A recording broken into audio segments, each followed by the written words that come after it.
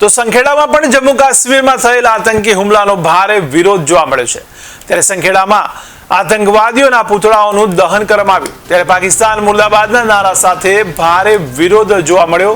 ત્યારે ગ્રામજનોએ ઉગ્ર આક્રોશ પણ ઠાલવ્યો હતો।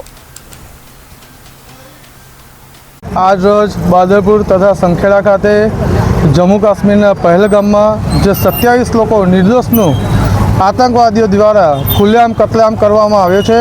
એ નિર્દોષોને આજે શહીદોને શ્રદ્ધાંજલિ પાઠવવામાં આવી તથા આતંકવાદીઓનું પુતળા દહન કરીને પૂરજોશમાં વિરોધ કરવામાં આવ્યો।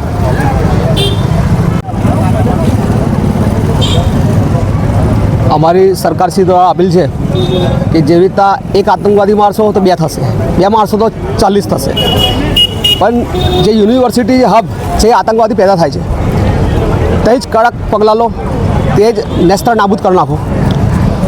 અને મોદી સાહેબ એવું કહે છે કે આ વખતે બેહાલ કરી નાખીશું, કલ્પના બહાર એવો હાલ કરીશું પાકિસ્તાનનો। એટલે અમે તો તૈયાર જ છે કે જે સરકાર કરે એવું અમે ઈચ્છીએ છીએ કે કડકમાં કડક પગલાં લઈ શકે। જય હિન્દ, જય ભારત।